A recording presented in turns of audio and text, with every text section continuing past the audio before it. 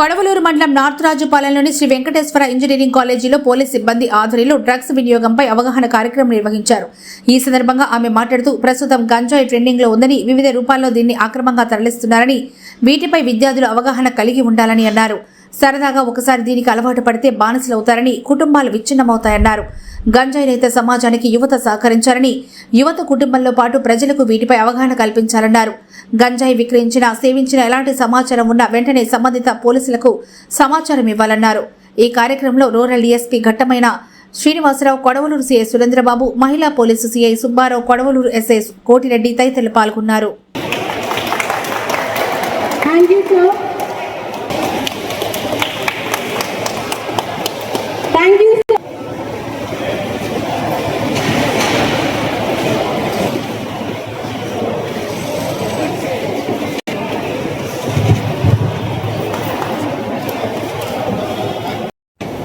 ఇప్పుడు ఆల్రెడీ మీకు ఒక డిఎస్పీ గారు, మీ సిఐ కొడలూరు గట్టిగా చెప్పున్నారు. మీ అందరికీ తెలియదు కాదు, డ్రగ్స్ అన్నీ చెడువేనా? డ్రగ్స్ అన్నీ అంటే బ్యాడేనా? All are drugs not safe. అసలు డ్రగ్స్ అంటే ఏంటి ఐడియా ఉందా? Any one person, any student? సరే, డ్రగ్స్ డ్రగ్స్ డ్రగ్స్ అని మాట్లాడుతున్నారు. అసలు డ్రగ్స్ అంటే ఏంటో తెలుసా? సరే, ఓకే, మాకు చెప్తే చెప్పారు. అమ్మాయిలకి ఏం సంబంధం? వాళ్ళెందుకు కూర్చున్నారు? మీకైనా తెలుసా డ్రగ్స్ అంటే ఏంటో? తెలుసా తెలీదా? సో మీరు తెలుసుకొని మీ ఇంట్లో కానీ, మీ బ్రదర్స్ కానీ, మీకు తెలిసిన రిలేటివ్స్ కానీ, అలాగే మీకు కూడా తెలియాలి కాబట్టి ఈ ఒక్క చిన్న సెషన్. డ్రగ్స్లో చాలా చాలా రకాలు ఉన్నాయండి. మీకు బాగా తెలిసింది, మనకు అందుబాటులో ఉండేది, ఎక్కువ మనం మాట్లాడుకునేది కూడా గాంజా. గాంజా గురించి ఐడియా ఉందా? విన్నారా? కనీసం పేరు ఎప్పుడైనా విన్నారా? వినండి, కానీ చూడకండి, దగ్గరికి కూడా తీసుకోకండి. మన కాన్సెప్టే అది. మేము ఎక్కడ కాలేజ్ చదువుకుంటాం మేడం, మాకు గంజాతో పని ఏంటి అని మీరు అనపాకండి. ఇప్పుడు బాగా ట్రెండ్ అవుతుంది ఏంటంటే, అదిగా అమ్మాయి వినిపిస్తుందా? నీకు తెలుసా గంజా అంటే ఏంటో? వినండి.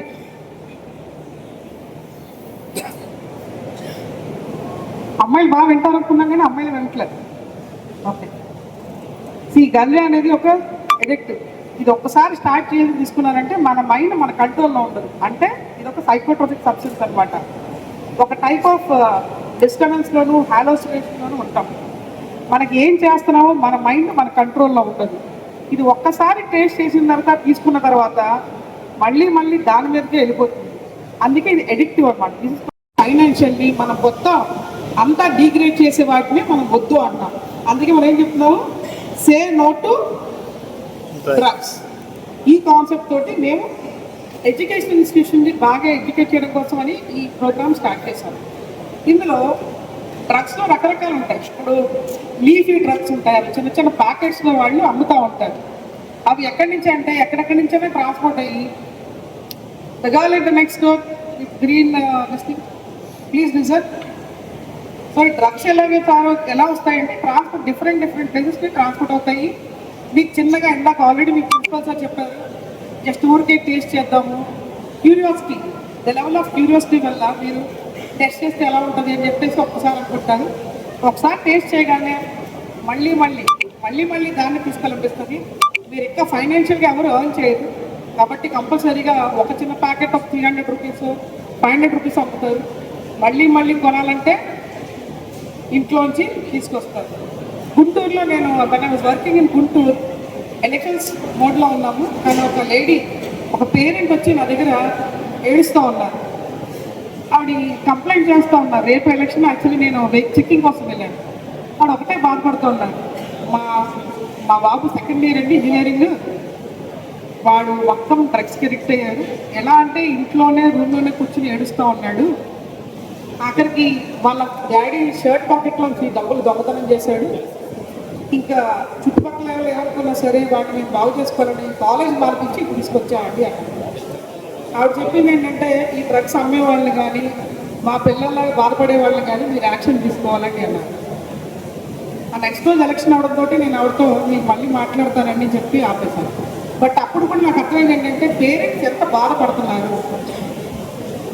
మీ డ్రగ్స్ తీసుకుంటే ఏమవుతుందని రిపర్కేషన్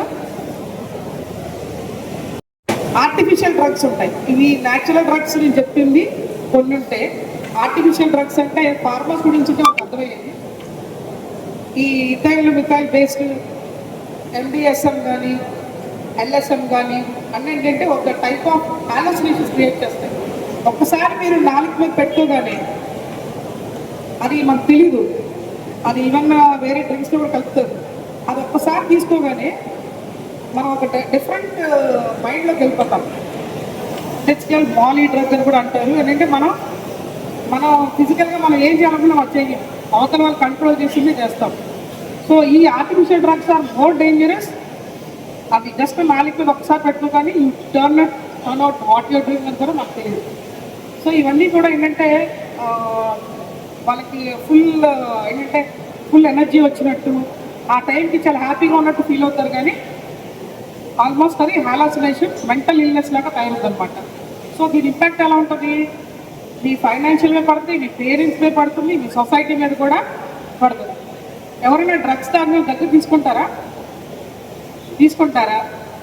తాగుబోతోనే దగ్గర తీసుకోరు, డ్రగ్స్ తాగిన తీసుకుంటారా?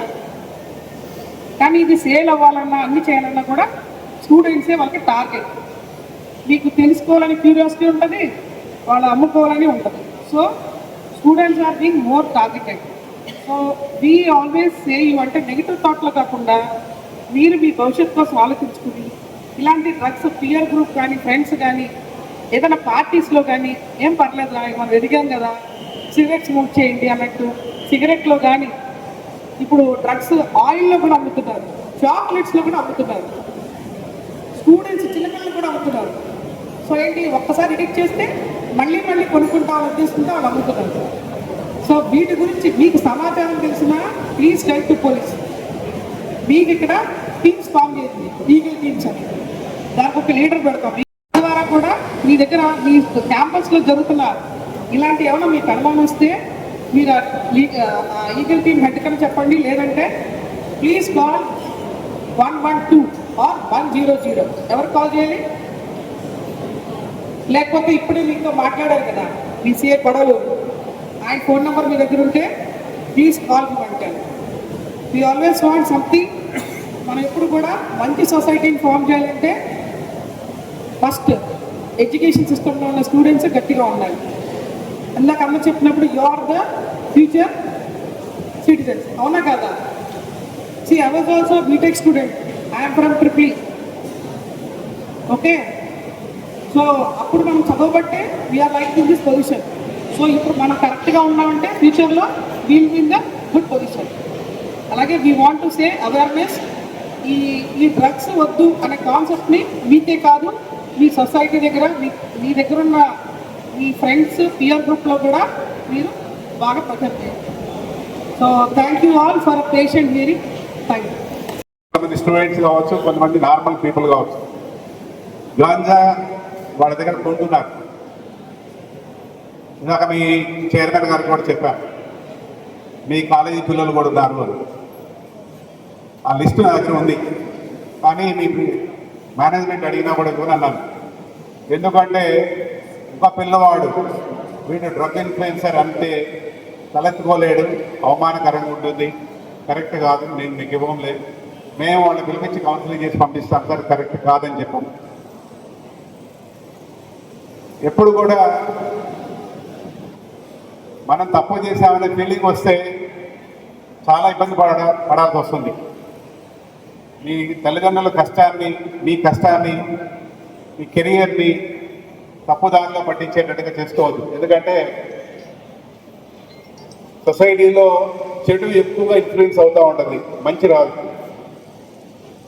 ఒకసారి ఎన్డీపీఎస్ కేసులో కావచ్చు, క్రైమ్లో కావచ్చు ఇన్వాల్వ్ అయితే అన్ని రకాలుగా ఇబ్బందులు వస్తాయి. కాబట్టి ఇందాక నేను చెప్పినట్టుగా భవిష్యత్తులో ఎవరైనా సరే సొసైటీలో అది రకరకాల డ్రగ్స్ ఇన్ఫ్లుయెన్స్ ఉన్నాయి, అది ఆల్కహాల్ కావచ్చు, ఎన్డీపీఎస్ కావచ్చు, ఎన్డీపీఎస్లో వేరియస్ ఫార్మ్స్ ఆఫ్ డ్రగ్స్ ఉన్నాయి. అది గాంజా కావచ్చు, తర్వాత కొకైన్ కావచ్చు, అలానే కెమికల్ రకరకాల డ్రగ్స్ ఉన్నాయి. వీటన్నిటిలోనూ మార్కెట్లో రీసెంట్గా మా ఎస్పీ గారి ఆధ్వర్యంలో అడిషనల్ ఎస్పీ గారి టీమ్స్ యాంటీ డ్రగ్ క్యాంపెయిన్లో భాగంగా సొసైటీలో అందరికీ డ్రగ్ క్యాంపెయిన్ చేస్తూనే ఇన్ఫార్మర్ సిస్టమ్ ద్వారా ఎవరెవరైతే గాంజా అమ్ముతున్నారో డ్రగ్ పెడలర్స్ అందరినీ పికప్ చేయడం జరుగుతుంది. దాని ఇన్ఫ్లుయెన్స్ వల్ల కొంతవరకు కంట్రోల్ అయింది నెల్లూరు టౌన్లో, కానీ 100% ఇంకా ఎరాడికేట్ కాలా. కాబట్టి పిల్లలందరూ మీ కెరీర్ బాగుండాలంటే ఏ ఒక్కడు కూడా, ఇందాక ప్రిన్సిపాల్ గారు దగ్గర అందరూ ప్రమాణం చేశారు, మేము డ్రగ్స్కి ఇన్ఫ్లుయెన్స్ కాము, మా ఫ్రెండ్స్ని కూడా ఇన్ఫ్లుయెన్స్ కానీ కూడా చూస్తాము. ఈ కాలేజీలో పిల్లలు కూడా చూశాను, చాలా కాలేజీలో పిల్లలు చూశాను.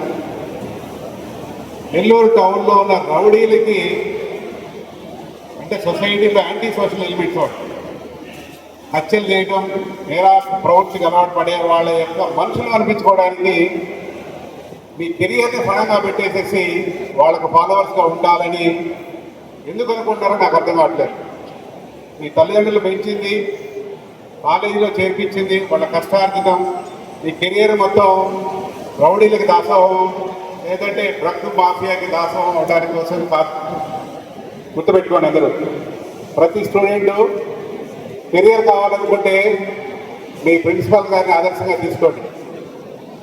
ఎందుకంటే ప్రతి ఒక్కళ్ళు ఈ చదువుల తల్లి ఈ కాలేజీలో ఉన్నారు. ముందు మీ టీచర్ని, మీ లెక్చరర్ని, మీకు ఎవరైతే ఉన్నారో కాలేజీ ఫ్యాకల్టీ, వాళ్ళని ఆదర్శంగా తీసుకోండి.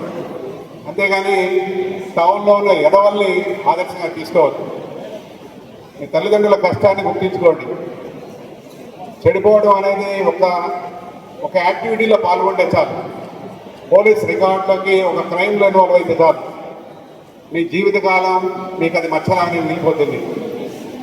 రెండవది, డ్రగ్కు అలవాటు పడిన వాడు జీవితకాలంలో అదే డ్రగ్కు బానిస అయిపోతే దానిలోంచి కోలుకోవడానికి చాలా కష్టం.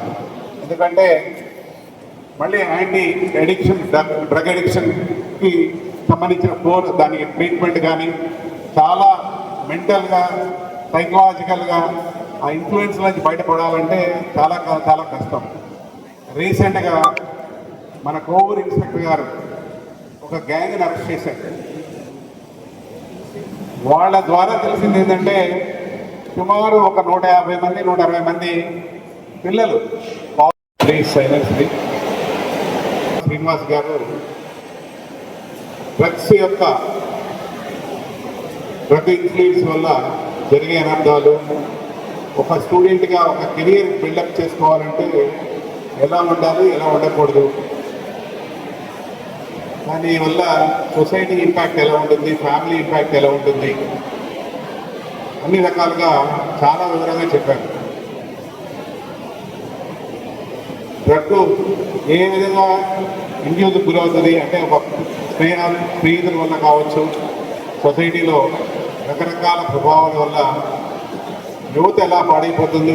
యువత పాడైపోతే దేశ ఆర్థిక వ్యవస్థకి నేటి విద్యార్థులే రేపటి పౌరులు అనే సామెతగా మనం డ్రగ్స్ బారిన పడకుండా ఉండాలంటే ఎలా ఉండాలి అనే దాని గురించి చక్కగా వివరించారు. ముఖ్యంగా డిపార్ట్మెంట్ తరఫున నా ఎక్స్పీరియన్స్ ప్రకారం చెప్తున్నాను.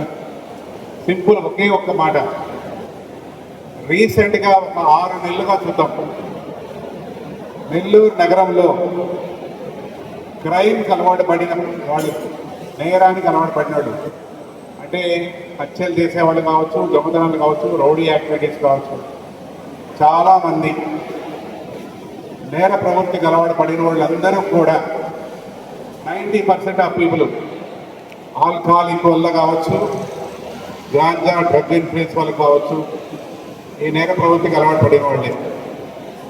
నెల్లూరులో ఒక కొత్తగా వచ్చిన దుష్ట సంస్కృతి ఏంటంటే, పాత సినిమాలో చెప్తారు, శివ సినిమా మీ అందరు గుర్తే పడుతుంది, మీరు అప్పుడు చాలామంది ఇక్కడ పుట్టలేదు. ఆ శివ సినిమా టైంలో ఎలా ఉండదంటే mafia, students mafia, drug mafia, రకరకాలుగా ఒక వర్గం, ఆ వర్గానికి ఒక లీడర్ ఉంటాడు, లీడర్ అన్ని తప్పులు చేస్తూ ఉంటాడు, వాడు మనిషి అనిపించుకోవడం అనేది వాడి ఫాలోవర్స్కి గొప్పగా ఉంటుంది. డ్రగ్స్కి బానిస అవ్వద్దని చెప్పి పోలీస్ శాఖ తరఫున కోరుకుంటూ ఈ అవకాశం ఇచ్చిన స్కూల్ మేనేజ్మెంట్కి ధన్యవాదాలు తెలుపుకుంటూ సెలవు తీసుకున్నాను. Thank you.